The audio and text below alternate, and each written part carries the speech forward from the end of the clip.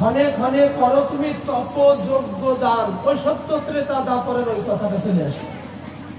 তপ সত্যের তপস্যা, ত্রেতার যজ্ঞ, দাপরের দান। ক্ষণে ক্ষণে করো তুমি তপ যজ্ঞ দান। অতএব ওনার জীবনে উনি কখনো তপস্যাও করেনি, উনি যজ্ঞও করেনি, উনি দানও করেনি। আবার কি বললেন? প্রতিক্ষণে তুমি সেই যজ্ঞ দান আর তপস্যার পুণ্য তুমি প্রতিক্ষণে ক্ষণে তোমার অ্যাকাউন্টে প্লেজ হচ্ছে। প্রতিক্ষণে কিসের থেকে? তুমি নিরন্তর নামের মধ্যে নিজেকে যোগ রেখেছো, তো তাই প্রতিক্ষণে এই নাম্বার 3 যুগের এই সমস্ত পুণ্য তোমার অ্যাকাউন্টে যোগ হচ্ছে। প্রতিক্ষণে ক্ষণে সেই পুণ্য। তাই প্রথম থেকে বলছিলাম, প্রথমত এই নাম সংকীর্তনের দ্বারা সমস্ত তীর্থ স্নানের ফল প্রতি ক্ষণে ক্ষণে আপনি লাভ করবেন। এই নাম সংকীর্তনের দ্বারা সত্য ত্রেতা দাপরে ধ্যান তপস্যা যজ্ঞের পুণ্য প্রতি ক্ষণে ক্ষণে আপনি লাভ করতে পারবেন। এই নাম সংকীর্তনের দ্বারা নিরন্তর বেদ অধ্যয়নের যে পুণ্য, সেই পুণ্য আপনি লাভ করতে পারবেন। নিরন্তর বেদ অধ্যয়ন করলে সাধকের যে পুণ্য হয়, এই নাম সংকীর্তন হইতে আপনি সেই বেদ না পড়েও সেই পুণ্য প্রাপ্ত আপনি হবেন। শ্রী চৈতন্য দেবের শ্রেষ্ঠ পার্ষদ হরিদাসকে লক্ষ্য করে এইসব কথা উনি তার অন্তকালের পূর্বেই বললেন, জগৎকে জানাবার জন্য। হরিদাসকে বললে হরিদাস দুঃখ পাচ্ছিলেন, কিন্তু তথাপিও তাকে বলা দরকার। সে যে জগতে জন্ম নেওয়ার পরে আর কোনো সাধন করেনি, কায় মনোবাক্যে সেই নাম সাধনটি সুন্দরভাবে করেছেন। তার সেই সাধনের বিনিময়ে তার কি পাওনা হয়েছে, আমি যদি তা না জানাই তাহলে আমি অকৃতজ্ঞের ব্যবহার আমার তার প্রতি হয়ে যায়। সেজন্য সে কোনোদিন জানতে চাইনি তাতে কি হয়েছে, কিন্তু তার যা পাওনা হয়েছে সেটা তাকে জানানো আমার ধর্ম। আর কি বললেন? আরো বললেন ওর পরে আর এক লাইন, যে দ্বিজ নেশি হইতে তুমি পরম পাবন। যিনি এই যুগ ধর্ম নাম সংকীর্তন নিরন্তর করেন, নিরন্তর কারা করবে? যারা সংসারে আছে। সংসারী জীবের এই নাম সাধন নিরন্তর। বলা নেই 4 মালা 8 মালা 10 মালা 16 মালা 20 মালা, এসব বলা নেই। বলা আছে লক্ষ্যনামীর হাতে আমি পাই। এই লক্ষ্য কি? গুণা লক্ষ্য না। এই লক্ষ্য, লক্ষ্যে চিত্ত রেখে এই নাম জপ করতে হবে। লক্ষ্য থাকবে ভগবানের লীলাতে, আর এই নাম জপ করতে হবে বা জপ কীর্তন করতে হবে। তাই বললেন যে দ্বিজনেশী হইতে তুমি পরম পাবন।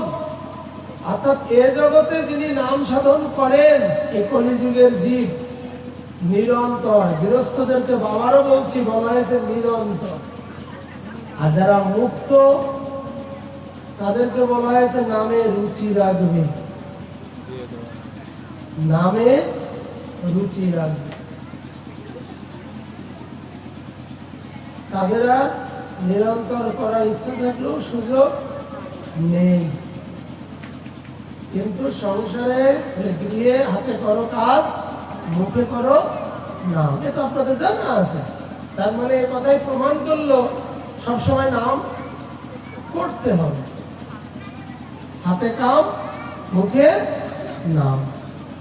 কিন্তু যারা ত্যাগী বৈরাগী, ধরেন আমি গৃহস্থ সমাজে বাস করি, আমাকে ধাম আদি সাধুরা বৈরাগ্য অলঙ্কার আদি ভূষণে ভূষিত করেছে।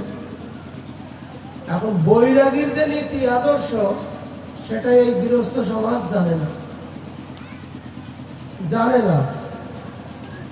কিন্তু এদেরকে যে আদর্শ আমরা বলি এদের জন্য, সেই আদর্শ তো আমাদের মধ্যে নেই। সে কারণে আমরা সমালোচিত হই। মহাপ্রভু যারা মানে বন্ধন মুক্ত হয়েছেন, কায় মনোবাক্যে গৌর গোবিন্দে আত্মসমর্পণ করেছেন, তাদেরকে বললেন জীবে দয়া নামে রুচি বৈষ্ণব সেবা।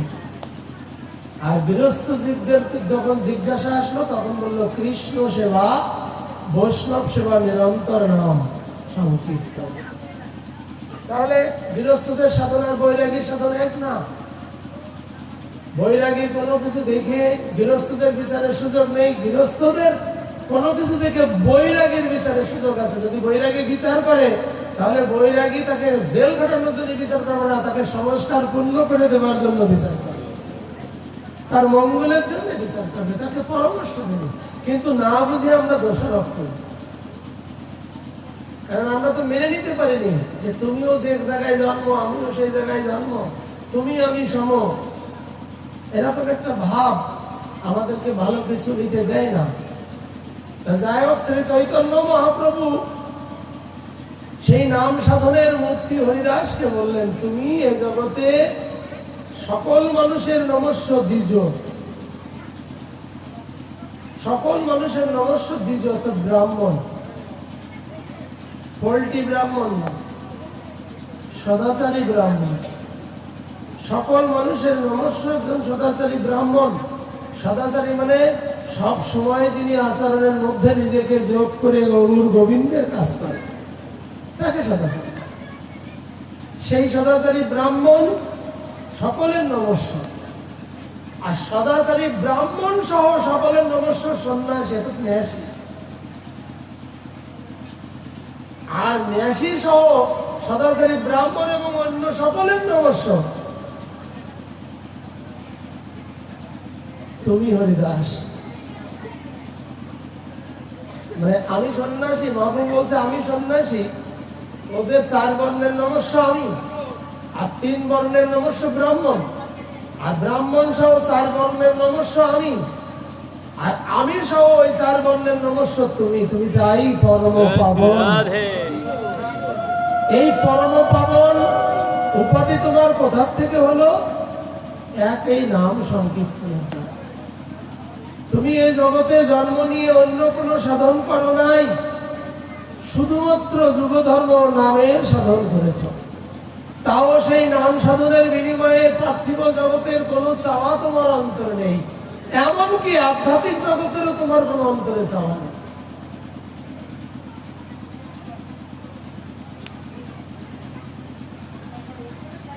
সেই কারণেই তুমি আমারও নমস্য। তুমি 5 বছর বয়স থেকে 100 বছর বয়স এই নিষ্ঠার সাথে তুমি যুগধর্ম নাম সাধন করলে, বিনিময়ে তুমি এহ জগতেও কিছু চাইলে না, পরজগতের জন্য কিছু মনে আশা করে। জানো না কি কারণে বললেন মহাপ্রভু? বললেন তুমি নাম করেছো এই 95 বছর ধরে 3টে লক্ষ্মী। আমি এখানে তোমার থাকি, তোমার এইখানে আমি থাকি, তাই আমাকে সুখী করবার জন্য অন্তর্মনা হয়ে নাম জপ করেছো।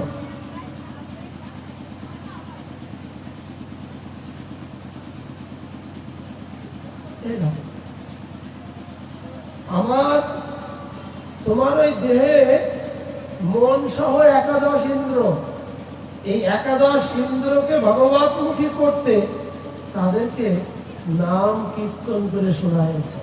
বহির্মনা 3টে লক্ষ্যে উনি নাম করেছেন।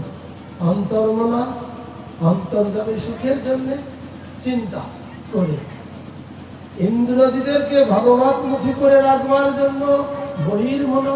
সেটা কেমন? হরে কৃষ্ণ কৃষ্ণ কৃষ্ণ কৃষ্ণ হরে হরে রাম হরে রাম রাম রাম।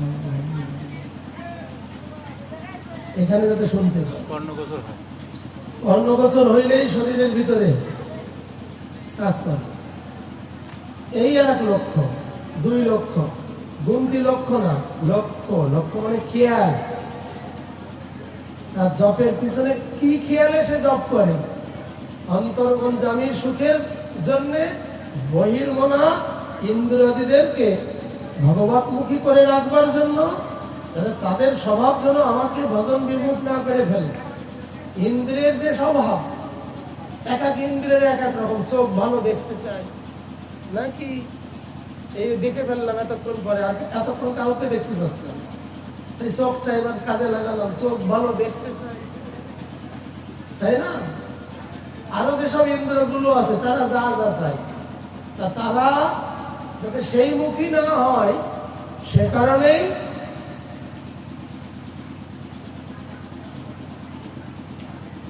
একটা লক্ষ্য তার, যে ইন্দ্রদিদেরকে ভগবতমুখী করে রাখা, কোন ইন্দ্র যাতে অন্যদিকে না হয়, তাদের দিকে স্বভাবে না হয়।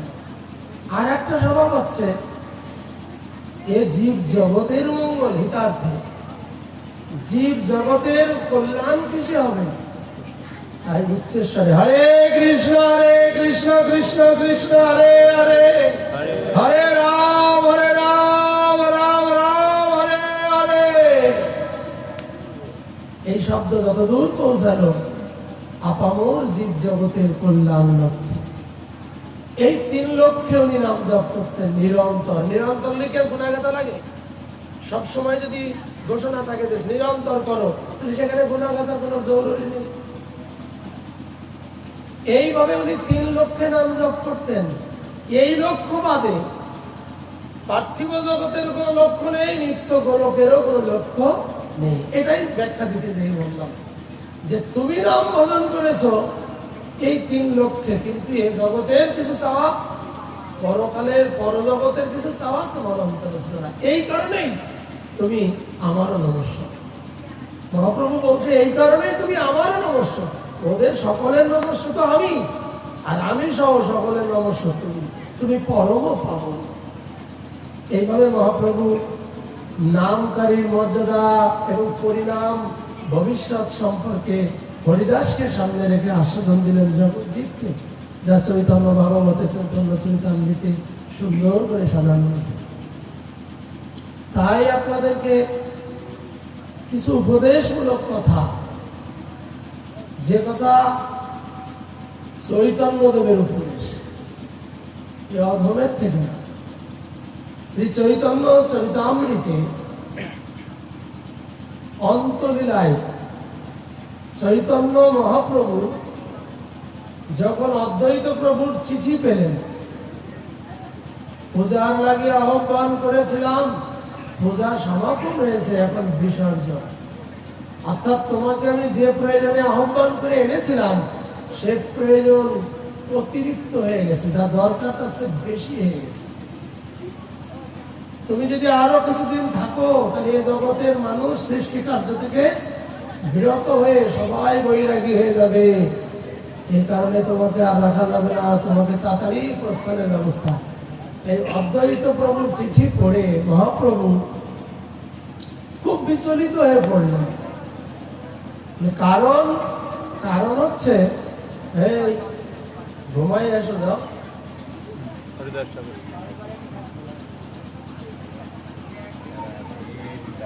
কারণ হচ্ছে মহাপ্রভু বিচলিত হয়ে পড়লেন কেন? চিঠি পেয়ে যিনি আহ্বান করেছেন তিনি চলে যাওয়ার অনুমোদন দিয়েছেন, কিন্তু উনি কেন বিচলিত হলেন এই চিঠি পড়ে? তার মতন লোকদের তো সব করা উচিত না।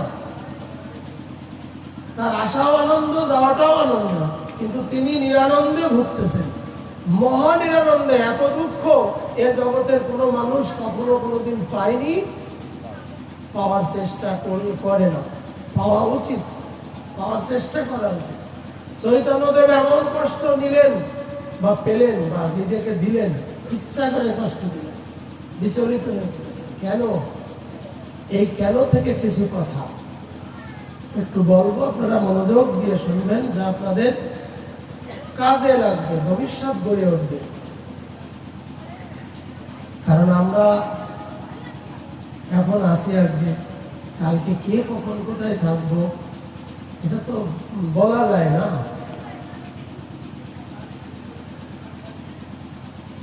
সে কারণে ভালো কথাগুলো দেরি করা যাবে না, সার কথাগুলো আগে শুনে রেখে। আমার একটা স্বভাব ছিল খাবারের পাত্রের উৎকৃষ্ট খাবারগুলো আগে না খাওয়া, একটু নিম্নমানের খাবারগুলো আগে খাওয়া। এই স্বভাবে অভ্যস্ত আমি। তো দেখা গেল একটু নিম্নমানের খাবারগুলো খাইতে খাইতে পেট ভরে গেছে। এখন উন্নত মানের খাবারগুলো কি করা অভ্যাস ছিল যে ঠিক আছে এটা এইভাবে ঢেকে রাখো, যত্ন করে রাখো, এটা পরে আমি সময় উপযোগী ব্যবস্থা করি। ছোট থেকে এই স্বভাব, ভালো খাবারগুলো আগে হাত লাগে। তাতে কি হতো জানেন, আমি পরে পাবো বলে এবারে রাখলাম, কিন্তু একটু পরে অতিথির আগমন ঘটত। বাটি ধরা ধরাই তো আছে, আমি তো ওগুলোতে হাত দিইনি, সাজানো আছে, কিন্তু শুক্ত তিতে তো মানুষ খায় না, ওগুলো আগে খায়। অজর বজর আগে যা পাওয়া তা পাওয়া, ভালোগুলো বাটিতে আছে, ধরা আছে। অতিথির আগমন ঘটেছে, সাথে সাথে আনন্দে বুক ভরে গেছে। তাকে অনুমোদন করলাম, যারা আমি দায়িত্ব দান দিয়েছিলাম, যে আমার ওই জিনিসগুলো, ওগুলো তো আমার ওই জিনিসগুলো দিয়ে ওনাকে একটু যত্ন করে সেবা।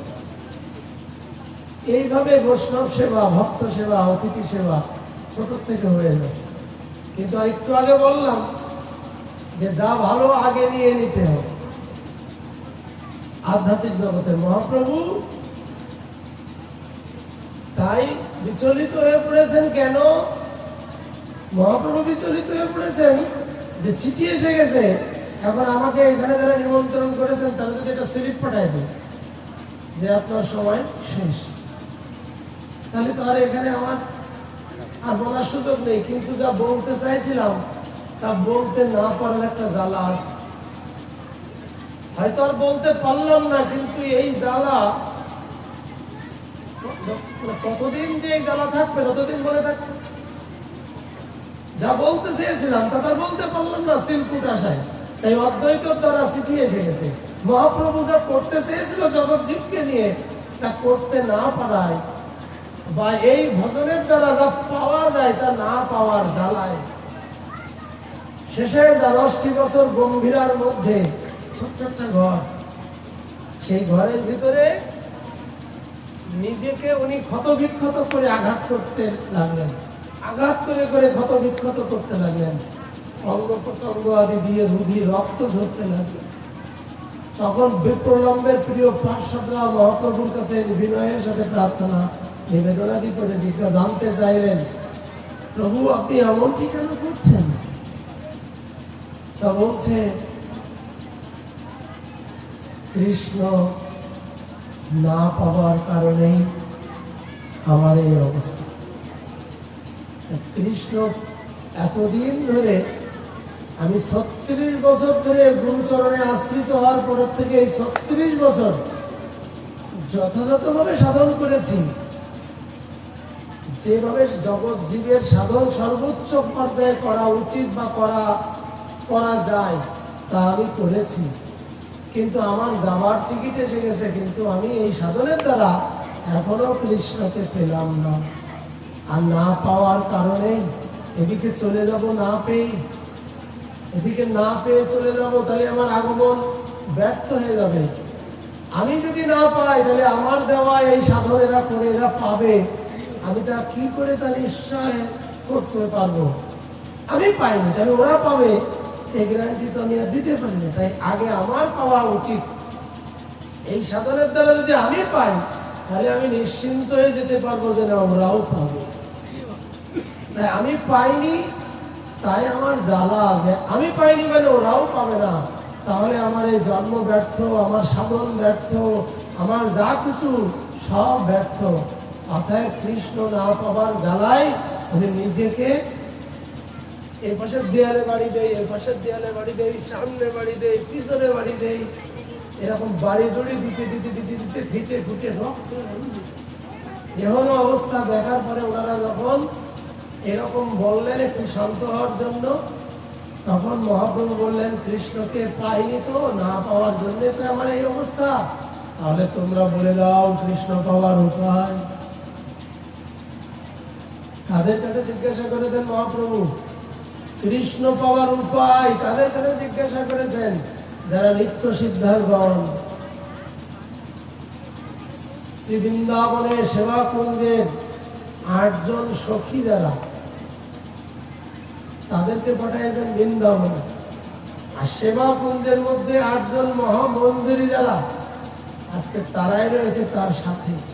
অর্থাৎ দাঁড়ে দাঁড়ানো লোকের জ্ঞান একটু কম থাকতে পারে, কিন্তু ভিতরে কুঞ্জের ভিতরে যারা নিরন্তর সেবা কাজে ব্যস্ত, সেবার মধ্যে ডুবে আছে, তাদের তো কম থাকার কথা না। তাই তারাই রয়েছেন বিপ্রলম্বের পার্শ্বদ নীলাচলের মহাপ্রভুর কাছে। তাদের কাছে মহাপ্রভু বললেন, কৃষ্ণ এখনো পাইনি, পাওয়ার উপায় বলে দাও। তাহলে আর আমি যদি কৃষ্ণকে পাই, তাহলে আর এরকমটি আর করব না। তখন সেই অষ্টমহামঞ্জরী শ্রীরূপ সনাতন আদি এরা না, রায় রামানন্দ, স্বরূপ দামোদর, সব মহামন্দিরের গণ, এই সমস্ত শিখি, মাইতি, মাধবী, 3.5 জন ভক্ত, মানে 3.5 জন না, বলছে বিপ্রলম্বের পার্শ্বদ, মানে তার নিকটে যারা সেরা পার্শ্বদ ছিলেন, তাদের কাছে কৃষ্ণ পাওয়ার উপায় জানতে চাইলেন মহাপ্রভু। তারা মাথা নিচু করে রইলেন, কৃষ্ণ পাওয়ার উপায় দিতে পারেনি। এখান থেকে আপনাদেরকে মনে করাই দিই, যারা নিত্য সিদ্ধার মহাপ্রভুর শ্রেষ্ঠগণ, পার্শ্বদগণ, তারা মহাপ্রভুকে কৃষ্ণ পাওয়ার উপায় জানাতে ব্যর্থ হয়েছে। আর আমরা কৃষ্ণ পাওয়ার জন্য যাদের কাছে ছুটে যাই, তারা আমাদেরকে কৃষ্ণ পাওয়াই দেবে, এ বিশ্বাস আপনাদের থাকা ভালো। আছে, থাক, আমার আর নেই। তাই আমি এই আনন্দ বাজারে আমাকে দেখা যায়, একটা উত্তর দিলাম। এত বড় বড় অনুষ্ঠান, এত বড় বড় আয়োজন, এত হাজার হাজার লোকের সমাগম, কানা খোলা সব দেখা যায়, গৌতম গোসাইরে দেখা যায় না কেন? আর একটা উদাহরণ দিলাম, যে যারা শ্রী চৈতন্য মহাপ্রভুর শ্রেষ্ঠ পার্শ্বদ, তাদের কাছে মহাপ্রভু কৃষ্ণ পাওয়ার উপায় জানতে চেয়েছেন, তারা জানাতে পারলেন না, মাথা নিচে করে রইলেন। কৃষ্ণ পাওয়ার উপায় আমরা সেরকম সাধু সঙ্গ তো হয় না আমাদের, রায় রামানন্দ, স্বরূপ দামোদরের মতন সাধু সঙ্গ আমাদের হয়। আর যদি ওই রকম সাধু সঙ্গও যদি আমাদের হতো, তাও তো কৃষ্ণ পাওয়ার উপায় সেখান থেকে আমাদের হবে। আলোচনা কিন্তু ভয়ঙ্কর জায়গায় চলে গেছে। তাহলে এই কৃষ্ণ পাওয়ার উপায় তো জরুরি প্রত্যেকের, শুধু মহাপ্রভুর জন্য জরুরি না, আমাদের প্রত্যেকের জন্য কৃষ্ণ প্রয়োজন। কৃষ্ণই আমাদের পেতে হবে। তাহলে সেই উপায় কিভাবে আমরা পাবো, কোথার থেকে পাবো, কার মাধ্যমে পাবো, সেই বিষয়গুলো শোনানোর জন্যই বসা। স্বরূপ দামোদর, রায় রামানন্দের সঙ্গেও কৃষ্ণ পাবার উপায় মহাপ্রভুর হয়নি। তাহলে এখন উপায়, কৃষ্ণ পাবার উপায় অন্বেষণ করতে লাগলেন শ্রী চৈতন্যদেব। বেদ, পুরাণ, উপনিষদ আদি থেকে শুরু করে সমস্ত গ্রন্থের মধ্যে খুঁজতে লাগলেন। সমস্ত গ্রন্থের মধ্যে খুঁজতে খুঁজতে খুঁজতে খুঁজতে সব গ্রন্থ শব্দ শেষ হয়ে গেল, তবুও কৃষ্ণ পাবার শ্রীমদ্ ভাগবত গীতা পর্যন্ত খোঁজা শেষ। বলেন তো, গীতা আগে জন্ম হয়েছে না ভাগবত গ্রন্থ আগে জন্ম হয়েছে? গীতা, ধন্যবাদ। আগে গীতার জন্ম হয়েছে, সিরিয়ালে গীতা আগের গ্রন্থ। তা গীতা পর্যন্ত খোঁজাখুঁজি সারা, বেদ থেকে শুরু করে চৈতন্যদেব দেখলেন সেখানে কৃষ্ণ পাওয়ার উপায় নাই। তাহলে এর পরের গ্রন্থ হচ্ছে শ্রীমদ্ ভাগবত মহাপুরাণ। এই ভাগবত মহাপুরাণে প্রথম স্কন্ধ, দ্বিতীয় স্কন্ধ, তৃতীয় স্কন্ধ দেখতে দেখতে দেখতে দেখতে দশম স্কন্ধ বিশ্রাম হয়ে গেল, তবুও কৃষ্ণ পাওয়ার উপায় পাওয়া যায় নাই। এবার একাদশ স্কন্ধে খুঁজতে লাগলো। একাদশ স্কন্ধে খুঁজতে খুঁজতে খুঁজতে খুঁজতে একটা জায়গায় পেয়ে গেলেন কৃষ্ণ পাওয়ার উপায়। শুনবেন সেই উপায়টি? ঘন্টা বাজারে কৃষ্ণ পাওয়া যাবে না। বাড়িতে যে যত প্রকার মঠ মন্দিরে সেবা পূজা অর্চনা, নাচা গাওয়া, যে যা যত ভালো করে, এগুলো দিয়ে কৃষ্ণ পাওয়া যাবে না। তাহলে কি এগুলোকে এখন থেকে আর মানুষ করবে না? এগুলো অন্য জিনিস। এগুলো আমরা জন্মের পরে ধরে নেন আমরা সংস্কার শূন্য, কিছু জানতাম না। এই কর্ম আমাদেরকে আস্তে আস্তে আস্তে আস্তে সংস্কারের দিকে নিয়ে যায়। আমরা আস্তে আস্তে বুঝতে পারি ফুল কোথায় দিতে হয়, তুলসী কোথায় দিতে হয়, কতবার কোন জায়গায় কোন জিনিস এরকম দেখাতে হয়, এরকম আস্তে আস্তে সব জানা যায়। কখন কি সেবা দিতে হয়, কখন কোন জায়গায় ভগবান লীলা করছেন, এই সমস্ত জানা জানি। একে বলে সংস্কার শূন্য মানুষ। আমরা সংস্কার পূর্ণ হওয়ার জন্যে আমরা এই সকল কর্ম অর্থাৎ রিয়াকশন বাড়ি, প্রতিটা সংসার আছে একটা রিয়াকশন বাড়ি। সেই সংসারে কৃষ্ণ সেবার ব্যবস্থা থাকবে। গৃহস্থের ধর্ম সাধন আছে কৃষ্ণ সেবা, বৈষ্ণবের সেবা নিরন্তর নাম। তাহলে কৃষ্ণ সেবা যদি সে না করে তাহলে তার গৃহস্থের ধর্ম পালন হবে না। তাহলে যিনি করতে প্রথমে গেলেন তিনি তো কিছুই জানেন না। এইরূপ করতে গিয়ে করতে করতে করতে করতে একদিন তিনি সবই জানতে পারবেন। জানা যেদিন শেষ হবে সেদিন কিন্তু যতদিন জানা শেষ হয়নি ততদিন তিনি জেনেছেন বিধি মার্গে, অর্থাৎ শাস্ত্র আদি সিদ্ধান্ত অনুপাতে তিনি কাজকর্ম শিখেছেন বা করেছেন বা করে যাচ্ছেন। এটা বিধির সাধন সংসারে। এবার এই বিধির সাধন করতে করতে করতে করতে করতে করতে যখন সাধনের পরিপূর্ণতা, শাস্ত্রে বলেছে চৈতন্য চরিতামৃতে, এই কর্মগুলোকে বলা হয় আনুষঙ্গ কর্ম। এই আনুষঙ্গ কর্মের দ্বারা সংসারের ক্ষয় হয়, অর্থাৎ বন্ধন নাশ হয়, সংসার বন্ধন নাশ হয়। এই সংসার বন্ধন শুধু এই জন্মের না, অনাদিকালের বন্ধন। এই অনাদিকালের বন্ধন নাশ হয়, অর্থাৎ আমার এই বন্ধন মায়া থেকে আমি মুক্ত হয়ে যেতে পারবো। আর যখনই এই মায়া বন্ধন মুক্ত হতে পারবো তখনই দুই হাত উঁচু করলেই অনাদিরাদি গোবিন্দ আমাকে আকর্ষণ করবেন, আমাকে দর্শন দিয়ে কাছে টেনে নেওয়ার চেষ্টা করবেন, আমাকে বংশীর ধ্বনি শ্রবণ করাবেন, আমাকে নুপুরীর ধ্বনি শ্রবণ করাবেন, আমাকে আমার গন্ধ আদি নানাবিধ তার বৈভব। এক কথায় গৃহস্থের সেবা কৃষ্ণ সেবা। তাহলে কৃষ্ণ সেবা মানে অর্চন। অর্চন করতে করতে করতে ভাগবতে লিখেছে অর্চনাতে অনুভব হয়, অর্চনের দ্বারা অনুভব হয়। আর অর্চন করতে যে যিনি করেননি বা করেন না বা করবেন না, সে কখনো কোনোদিন ভগবানকে অনুভব করতে পারবেন না। তাই অর্চনাতে হয় অনুভব। আর যখনই অনুভব হয় তখন অর্চনের মর্যাদাটা, ব্যবহারটা অনেক উজ্জ্বল।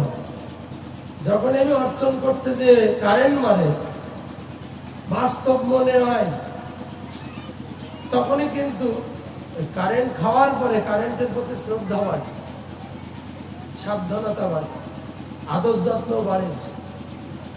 এই রূপ করতে করতে করতে করতে জীব একদিন সংস্কার পূর্ণ হয়। শেষ করে দেবো, সংস্কার পূর্ণ হয়। এই সংস্কার পূর্ণ ব্যক্তি জন্য ভগবান অপেক্ষা করে, ওই বন্ধনের দাগের বাইরে অপেক্ষা করে যে তুমি এইটা সংসারটা আছে সংস্কার শূন্য ব্যক্তির সংস্কার পূর্ণ হওয়ার উপায়। যেমন স্কুল কলেজ,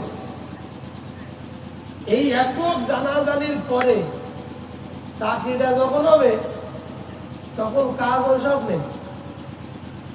মানে তুমি আমার প্রাইমারিতে শুরু করে একেবারে ইউনিভার্সিটি শেষ পর্যন্ত ভাইবা বোর্ডে রিটেন পরীক্ষায় ভাষাভাষি করে আমার যাচাই বাছাই করবে, কিন্তু যখনই আমার পোস্টিং দিল তখন ওই জাতীয় কোনো কাজ নেই, ওই জাতীয় কোনো কাজ নেই। কোনো একটা বিষয়ের উপরে একটু সময় দিই। তদ্রূপ এই সংসারে থাকতে ভগবত অর্চন বন্ধন স্মরণ, পদ শ্রবণ কীর্তন অর্চন বন্ধন স্মরণ পাদ সেবন, এই 6 প্রকার কর্মের দ্বারা জীব সংস্কার শূন্য জীব সংস্কার পূর্ণ হয়।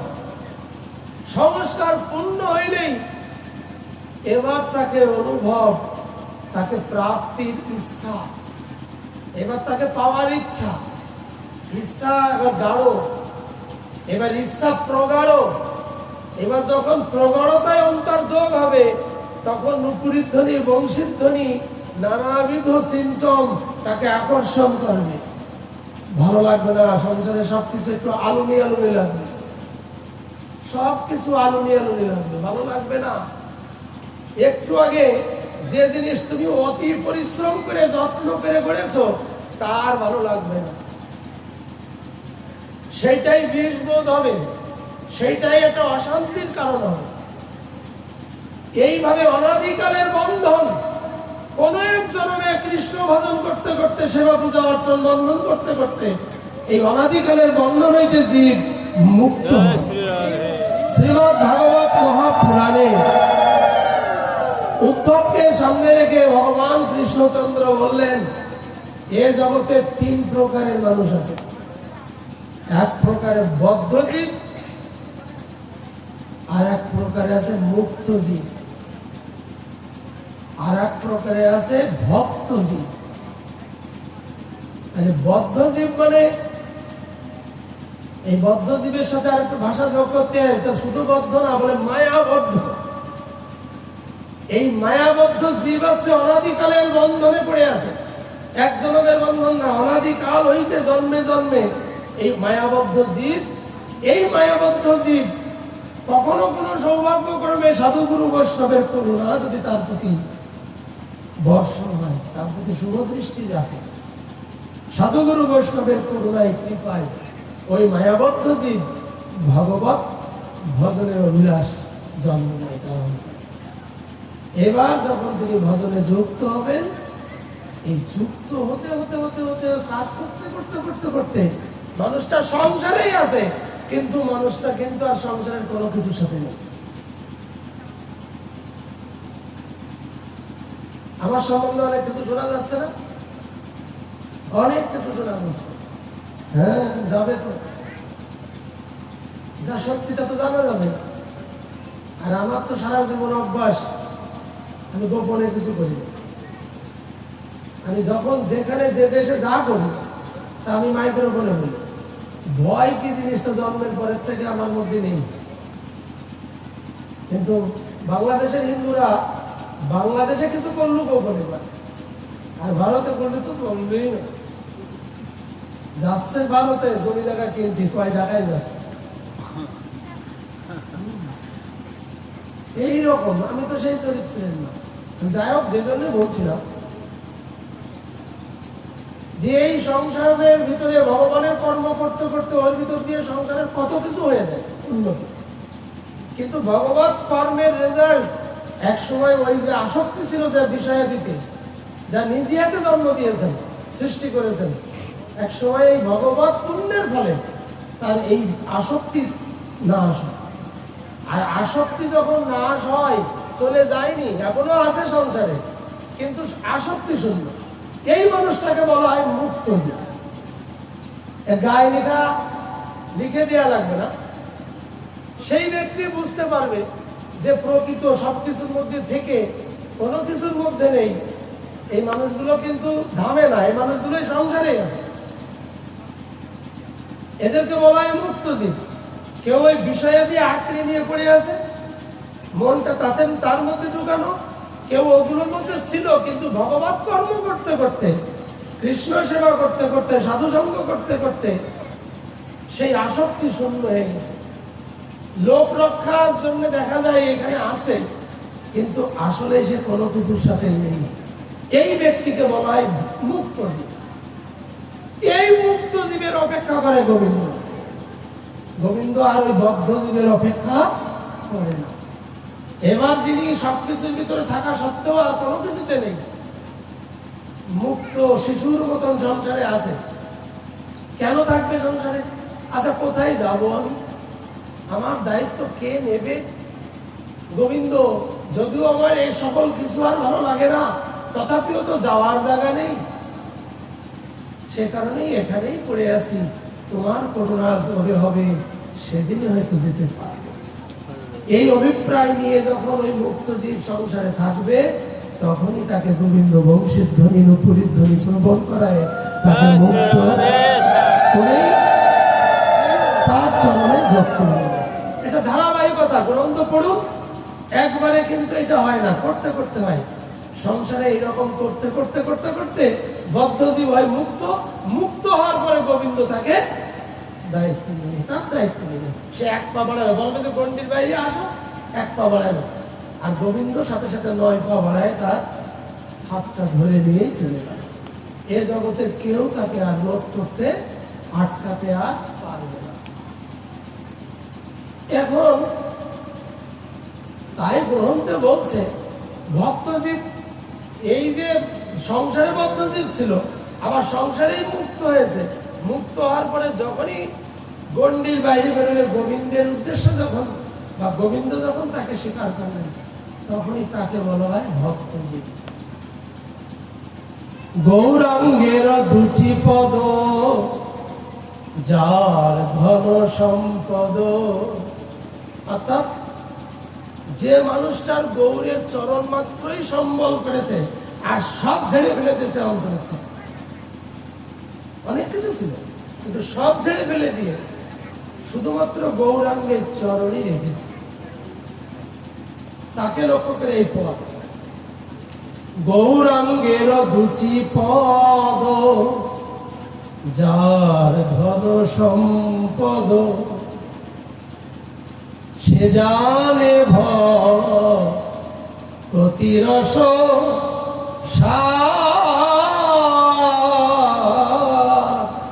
সে জানে ভক্তি রস।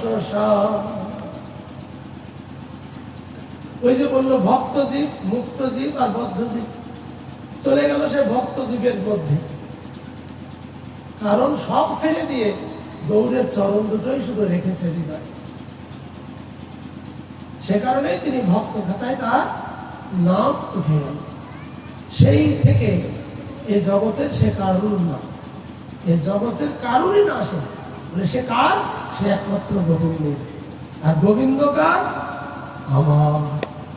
নজরুল যেমন বলেছে, আমার আমার আমার। ওরে নীল যমুনার জল, ওই মুক্তজীব বেড়েই পড়েছে, বলরে মোরে কোথায় ঘন শ্যাম আমার। এই আমার থেকে গানটা আসে, আমার কৃষ্ণ ঘন শ্যাম আমার। অন্য কারণ না, আমার।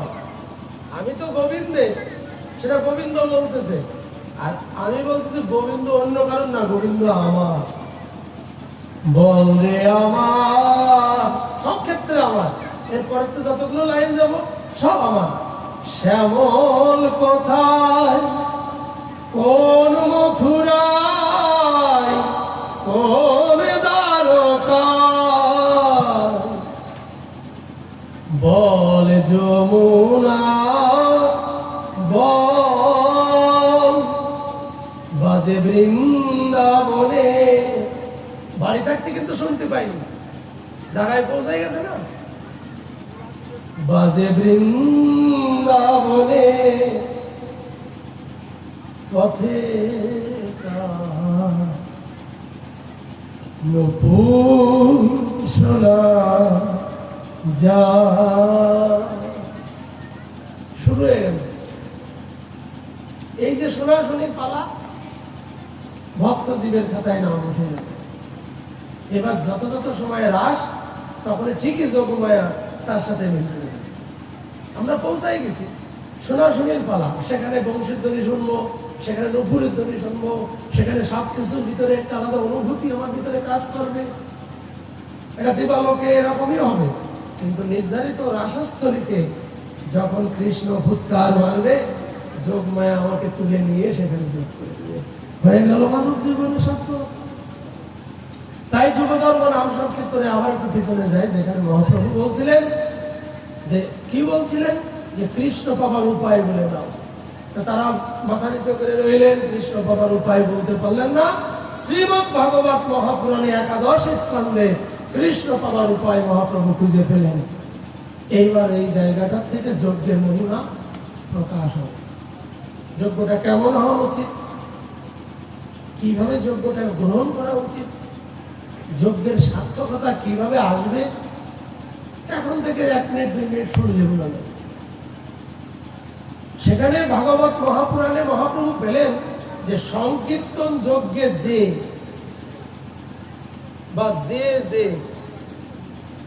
সংকীর্তন যজ্ঞে যে শ্রীকৃষ্ণের লীলা আরাধনা করে,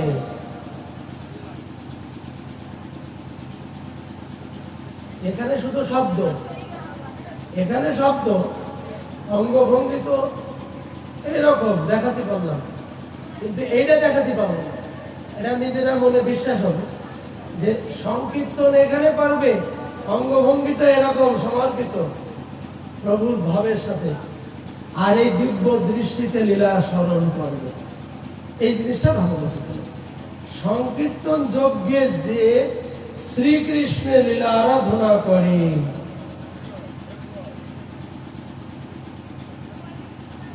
সেই সুমেধা, এ জগতে সকলে সুমেধা না, সেই ব্যক্তিকে শাস্ত্র ভাগবত বলেছে সেই সুমেধা, আর সেই সুমেধাই শ্রীকৃষ্ণের চরণ পায়। বিপ্রলম্বের পার্শ্বদরা মহাপ্রভুকে কৃষ্ণকে পাওয়াই দিতে পারেনি। তাহলে কৃষ্ণ পাওয়ার উপায় তো তোমাদের হাতের মধ্যেই আছে, কারোর কাছে ছুটে যাওয়া লাগবে না, কারোর কাছে কৃষ্ণ পাওয়ার উপায় জানার দরকার নেই। মহাপ্রভু জানতে চেয়ে পায়নি, কেউ মহাপ্রভুকে কৃষ্ণ পাওয়ার উপায় দিতে পারেনি।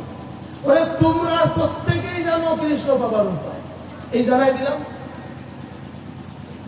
যে সংকীর্তন যজ্ঞে যোগ দিয়াবো না, যোগ দেব। সংকীর্তন যজ্ঞের আয়োজন করেছি গ্রামবাসী বছরে একবার, সারা বছর ফাঁকিবাড়ি এই নাম সংকীর্তনের বেলায়, সব ফাঁকি মাপ হবে। যদি একটা দিন অষ্টপ্রহর নাম যজ্ঞের সংকল্পে যদি যোগ দেওয়ার ইচ্ছাটা থাকে তাহলে যজ্ঞ দেওয়া, সেই যজ্ঞে যোগ দিয়ে হরিনাম সংকীর্তন তো নিজে করব, আর লীলা স্মরণ করবো। লীলা ভগবানের লীলা, সময় উপযোগী যে লীলা, অষ্টকালের লীলা, যখন যে সময় সেই সময় একটা লীলা আছে, সেই লীলা স্মরণ করবো। এখন এই লীলা সম্বন্ধে তো যুগের জ্ঞান নেই, সাধু সঙ্গে যেতে হয় এই লীলা সম্পর্কে জ্ঞান লাভ করে, আর কোনো কারণ। কলিজীব এক নাম সংকীর্তন হইতেই কৃষ্ণ পাবে, মানব জন্ম সার্থকতায় পৌঁছাবে। কিন্তু কিভাবে পৌঁছাবে বলে অন্য কোনো ভাব নেই, ঘন্টা ঘন্টা এই সমস্ত সংস্কারের লাইন, যত কর্ম সংসারে, বাড়িতে সেবা পূজা আদি, বছরে যত যা অনুষ্ঠান আদি, সবই সংস্কার লাভ করাতে পারে। আচ্ছা, কোনো সংস্কারের দরকার নেই, আপনি সংস্কার শূন্য থাকুন, অধিবাসের মতন, হারেসের মতন। আপনি সংস্কার শূন্য থেকে যুগ ধর্ম নাম সংকীর্তনে যোগ দিয়ে লীলায় স্মরণ করেন, তাকে বলা হয় যে সুমেধা, আর সেই সুমেধাই শ্রীকৃষ্ণের চরণ পায় বা পাবে। তাহলে আপনাদের বুদ্ধি আপনাদের হাতের মুঠোর মধ্যে। সংকীর্তন যজ্ঞে যোগ দেব, শ্রীকৃষ্ণের লীলা আরাধনা করব, যোগ দেব, সংকীর্তন করব, লীলা আরাধনা করব, এইরূপ করতে করতে করতে করতে আমি কৃষ্ণের চরণ পাব। এটাই কলিযুগের নাম সাধনের ভবিষ্যৎ সার। কিন্তু সেই নাম সাধন যিনি করবেন, এখন আমার এই কথা শুনে আপনাদের ভালো লাগলো, ধরে নিলাম কালকে আর নামের আসরে আপনারা কাউকে আর উঠতে দিচ্ছেন না, দেখা যাচ্ছে এই পুরো অঙ্গনটাই একটা আসর, সবাই মিলে যে যেখানে দাঁড়ানোর জায়গা পেয়েছেন সে সেখানে সবাই মিলে কীর্তন শুরু করলো। হতেও পারে, কথা যদি মনে লাগে তাই হবে, যে ভাড়া করা দল হাঁটাও, যজ্ঞ আয়োজন করেছি, এই যজ্ঞে আজকে অন্য কোনো কাজ নেই, আজকে কাজ আছে, যারা যেখান থেকে যে অবস্থায় আছি সবাই মিলে আমরা এই হরিনাম সংকীর্তনে যুক্ত হব, হরিনাম করব, লীলা স্মরণ করব, করলেই আপনি কৃষ্ণ পাবেন। কিন্তু ওই যিনি করবেন মনে করলেন আজকে কালকে করবেন, তার উদ্দেশ্যে কিছু কথা না বললে নয়। ভালো স্থির করেছেন যে আগামীকাল ভাড়া করা দল বিদায় দিয়ে, যদিও মনে তো আসেনি, আমি একটু দায় নিচ্ছি গায়ে, যে ধরেন সবাই তাই সিদ্ধান্ত নেবে। আর আমি যা কিছু এতক্ষণ বলেছি সব গ্রন্থের কথা, কোন গ্রন্থে কত পৃষ্ঠায় সব বলা সম্ভব। আমি বেশ কিছুদিন যাবত আমি গ্রন্থ নিয়ে বেড়াই, যে আমি তাই বলি কি গ্রন্থ আমার সব মুখস্থ হয়ে গেছে না, গ্রন্থ নিয়ে বেড়াতে হবে কেন? গুরু গৌরাঙ্গ যদি প্রসন্ন থাকে তা অনন্তকাল বসে কথা বললো, কথা শেষ হবে। গ্রন্থ নিয়ে বেড়ানোর দিন প্রয়োজনই নেই। তথাপিও বলা সম্ভব এই যে কথাগুলো যা যা বলল। তাই বলছি যে আপনারা যদি এরকম সিদ্ধান্ত আজকে নিয়ে থাকেন যে আগামীকাল প্রত্যুষ হইতে 24 ঘন্টা নাম সংকীর্তন যজ্ঞে শরীর বজায় রেখে মাঝে মধ্যে শিফট অনুসারে আপনারা সংকীর্তনে যোগ দেবেন। আচ্ছা, যোগ দিলেই আপনাদের কৃষ্ণ আপনারা পাবেন।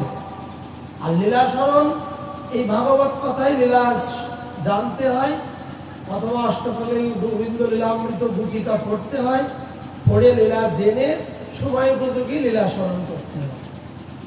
আচ্ছা, যদি লীলা স্মরণের সব ব্যাপারে একটা ভালো শিক্ষা দিয়ে দিই, যদি লীলা স্মরণে অষ্টকলে লীলা স্মরণে যদি অযোগ্য হন, তাহলে একটা সরল উপায় দিয়ে দিই। ভগবানদের ত্রিভঙ্গ ঠামে বংশীধ্বনি করে না, এই ছবি তো সবাই ঠাকুর ঘরে মূর্তি ছবি আছে না? এই ছবিটার বয়স 8 বছরের বয়সের কৃষ্ণের ছবি হলেই ঠিক আছে। আমার মতন বুড়ো মানুষের মতন যদি বয়স হয় কৃষ্ণের, বুড়ো ভাব, বুড়ি রাধা, তাহলে হবে না। 8 বছরের বয়সের যে চেহারার কৃষ্ণ বংশীধারী, এই বংশীধারী একটা ধ্যান আছে। ত্রিভঙ্গ ভঙ্গিম রূপং বেণুরন্ধ্র করণ চিতং গোপী মন্ডল মধ্যস্থং সভিতং নন্দনন্দন। যদি সমস্ত লীলা সম্বন্ধে না জানা থাকে, তাহলে নিরন্তর ওই ত্রিভঙ্গ ঠামে ভঙ্গিম রূপ আমি নিরন্তর স্মরণ করব। রাসস্থলীতে যোগমায়া যে সাজ দিয়ে দাঁড় করায় বাঁশি বাজাতে শুরু করেছেন, একে একে গোপীরা এসে যে রূপ দেখে পাগলিনী হয়েছে। শুধু ওই রূপটাও যদি নিরন্তর চিন্তা করে হরিনাম করি, তাহলে আমার সামনে সেই রূপের মূর্তি প্রকট হবে, উনি সশরীরে আমার সামনে এসে দাঁড়াবে। একে সাধু ভাষায় বলে ধ্যানের মূর্তি। অর্থাৎ যিনি তার চিত্তটা যে রূপের মধ্যে যোগ করেছেন, ওটাকে বলে ধ্যান। আমি এখানে যাই কিছু করি, আমার চিত্তটা একটা রূপে যোগ হয়েছে। সেই রূপে যদি সেই রূপটা যদি অনাদিরাদি গোবিন্দ, গোলক বিহারী কৃষ্ণচন্দ্র, ব্রজেন্দ্রনন্দন কৃষ্ণচন্দ্র 8 বছর বয়সের রূপের যদি সেই কৃষ্ণ বংশীধারী রাসবিহারী, এক কথায় রাসবিহারী, যিনি রাসলীলা করেছেন, সেই রাসবিহারী রূপ অবয়বটা যদি চিন্তা করি, তাহলে এই চিন্তাটাকে বলা হয় ধ্যান। আর এই ধ্যান অর্থাৎ চিন্তা করতে করতে করতে করতে যখন আমি নাম চালাই যাবো, আর নাম চালাইতে চালাইতে যখন আমি ওই চিন্তা করতে থাকবো, তখনই এক সময় উনি ওই ধ্যানের মূর্তি, যে আমার ধ্যানের মধ্যে যে রূপ ছিল, সেই রূপই আমার সামনে প্রকট হবে, হয়ে আমাকে সুখ সম্পাদন করবে। এটা পরিণাম। অষ্টকমের লীলা যদি জানা থাকে ভালো, না এলে কমপক্ষে এই ত্রিভঙ্গ ঠামে রাসবিহারী রূপ চিন্তা নিরন্তর করো, আর নাম করো।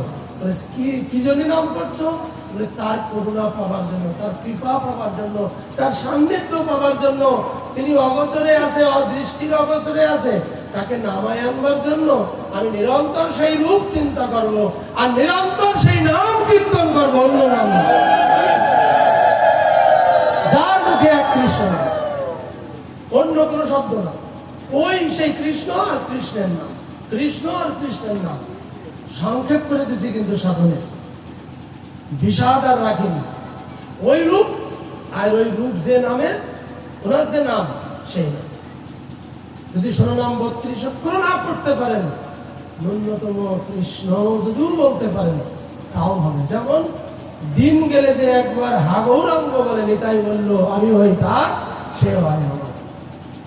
যেমন রত্নাকর দস্যুকে নারদ মুনি রাম উচ্চারণ করতে বলেছিলেন, উনি রাম উচ্চারণ করতে পারেননি, ওনার মুখে মরা শব্দটা উচ্চারণ হচ্ছিল।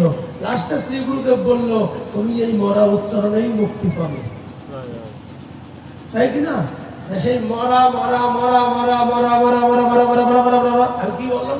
রাম বলেছি না মরা বলেছি? শেষের দিক শেষে যে কন্য বলেছি তা আপনারা বুঝতে পারতেছেন না। শব্দ সেই রামের শব্দই ভাইব্রেশন আসছে।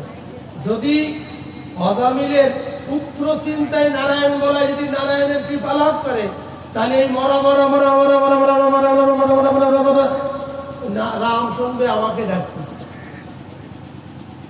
রাম ওখান থেকে শুনবে ওই শব্দ আমার নাম, ওর মধ্যে আমার নাম রয়েছে, মরা রাম, রাম মরা, তাই না? উল্টাই না। এইভাবে উনি সর্বসিদ্ধি হলেন, রামকে পেয়ে গেলেন। তাই বলছিলাম, যদি বিষাদ ভাবে কোনো কিছু না নিতে পারেন, লীলা বিষাদ নিতে না পারেন, বিষাদ নাম সংকীর্তন অর্থাৎ শরণাম 32 অক্ষর যদি না পারেন, যদি কমপক্ষে তার নাম শব্দটা যদি উচ্চারণ করতে পারেন, দিন গেলে যে একবার হা গৌরাঙ্গ বলে, দিন গেলে যে একবার হা কৃষ্ণ বলে, হা রাধে বলে, তার হই আমি, আমি হই তার। এই আছে পরিণাম। কলিযুগের ভাগ্য আকাশে কেন বলছিলাম যে সত্যের সাধনও এত ফ্যাসিলিটি ছিল না, ত্রেতার সাধনও এত ফ্যাসিলিটি ছিল না, দাপরের সাধনও এত ফ্যাসিলিটি ছিল না। এই আমরা শয়তান বজ্জাত যারা, আমাদের জন্য ভগবানের দয়া একটু বেশি। কারণ ভগবান জানে এরা উশৃঙ্খল, এদের যদি অনেক বাইন্ডিং এর মধ্যে রেখে ভজন করতে বলি, এরা মোটে লাইনে যাবে না। তাই যদি কোনো কায়দায় যদি রং অনুসরণ করতে পারে, যদি মরাও বলে, তাতেও ওদের গতি হয়ে যাবে। কলি এই জন্য বলে ধন্য কলি যুগ গোড়ায় অবতার। গোড়ায় এসেছিল, তাই এইসব সুযোগ সুবিধা আমরা কলির জীব পেয়েছি। তাই আলোচনা দীর্ঘায়ু করবো না, সার কথা সেই কথাটা সেই ধরে নেছেন। কালকে আমরা সেই যোগ্য আমরাই করবো, পার করে দেব। কিন্তু কৃষ্ণ পাবার আশাই তো পারবো, কিন্তু কৃষ্ণ পাওয়া যাবে না। তাহলে তো আর একটু শুনতে হবে। আবার পাওয়া যাবে, পাওয়া যাবে না। কালকে যজ্ঞে অংশগ্রহণ করে পাওয়া যাবে না, আবার পাওয়া যাবে। যাবে না শুনবো না, যাবে না কি তাই বাবা একটু বলে দাও। যাবে এখন পাওয়া যাবে, সেই উপায়টি কি? পাওয়া যাওয়ার উপায় আছে, দশবিধ নাম অপরাধ মুক্ত হয়ে হরিনাম যজ্ঞে যোগ দিতে হবে। 10 প্রকার নাম অপরাধ আছে, সেই নাম অপরাধ মুক্ত হয়ে নাম যজ্ঞে যোগ দিতে হবে। আর এক প্রকার আছে, সেই প্রকারটা আছে শিক্ষাষ্টকের সভ্যতা। মোবাইলে যেসব নামের দলে এখন নাম গেয়ে ভিডিও ছাড়তেছে না, সে যে কি সুন্দর খুঁটি মেরে মেরে কোমর দোলায়। হ্যাঁ, বিটা মানুষ বিটি মানুষ আর মারা যাচ্ছে, সে খুঁটি মারা। আর মহিলাদের দলের যে মডেল, মনে হয় যেন হাতে পিস্তল থাকলে ওই জায়গায় মোবাইলের মধ্যে গুলি করে দিতাম। পরিস্থিতি এত নিচেই নামাইছে নাম সংকীর্তনের ব্যবস্থা।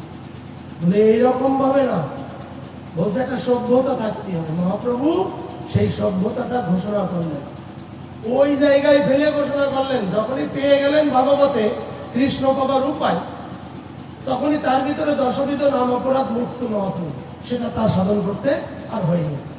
তিনি দশবিধ নাম অপরাধ মুক্তে 36 বছর সাধন করেছেন, কিন্তু কৃষ্ণকে পাই। এই কৃষ্ণকে না পাওয়ার উপায়, যে উপায়গুলো বললেন যে সংকীর্তন যজ্ঞে যোগ দিতে হবে, সংকীর্তন যজ্ঞে যোগ দিয়ে শ্রীকৃষ্ণের লীলা আরাধনা করতে হবে।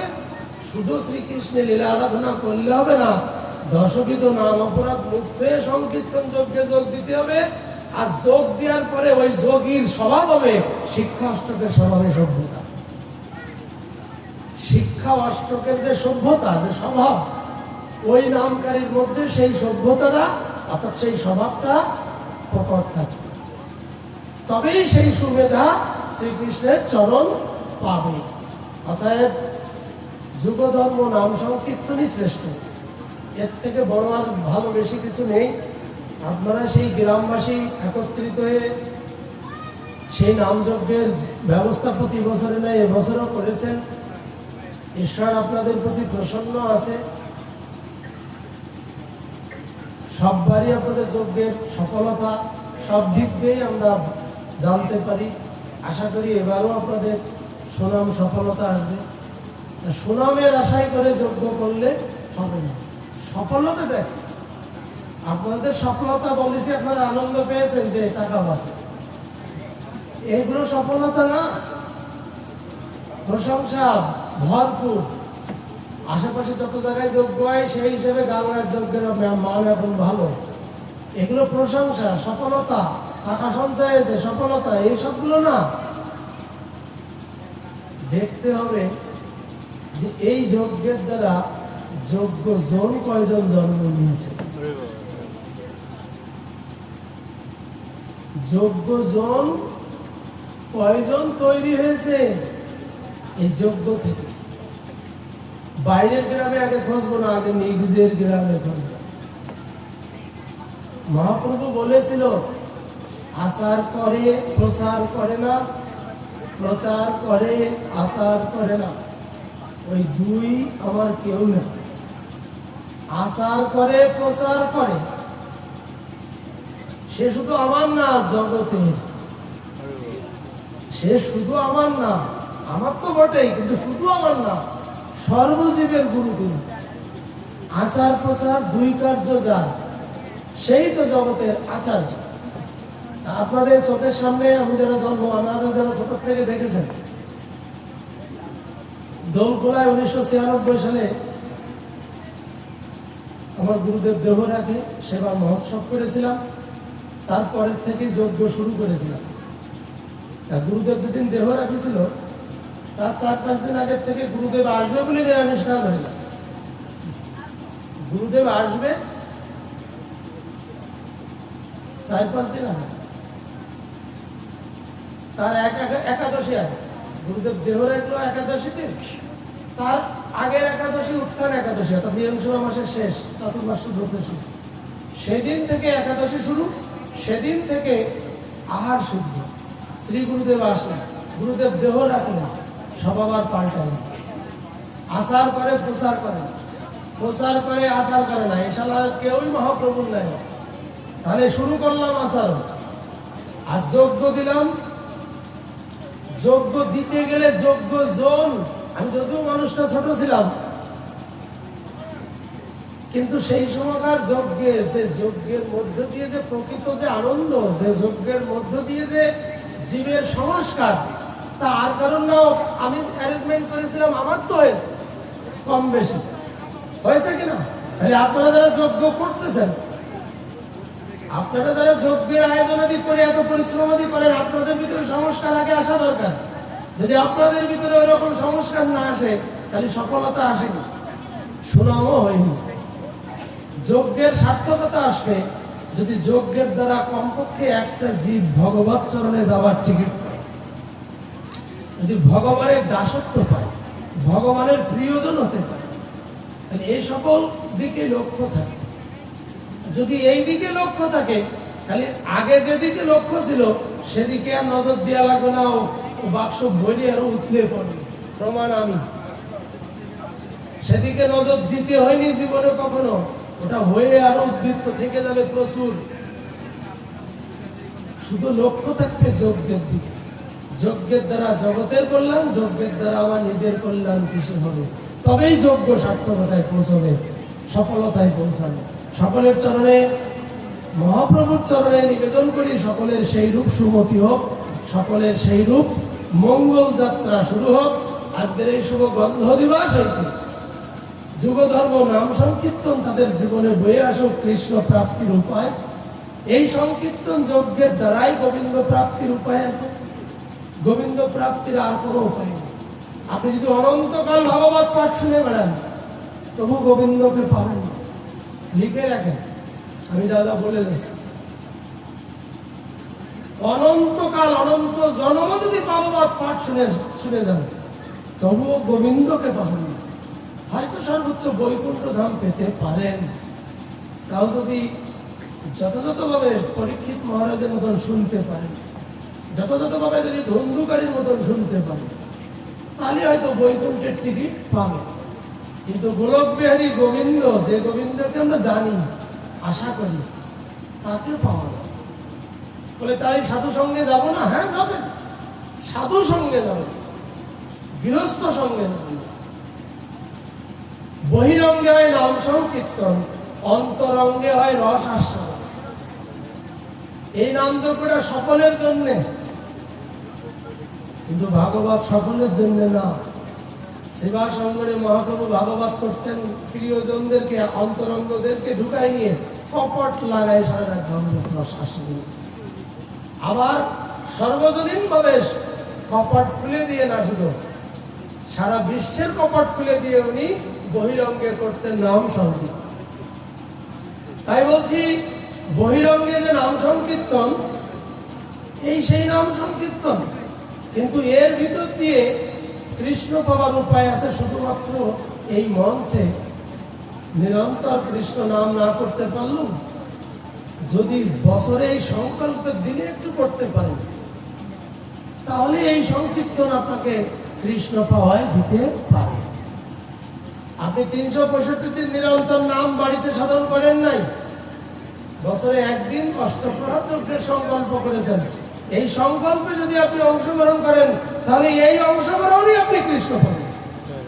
শুধু সিস্টেমটা জেনে আপনাকে কৃষ্ণ নামে অংশগ্রহণ করতে হবে। তবে এই যুগধর্ম নাম সংকীর্তন যজ্ঞের দ্বারা জগৎ জীবের কল্যাণ। সবাই ভালো থাকুন, সুন্দর থাকুন, আমাকে আশীর্বাদ করুন। যা কিছু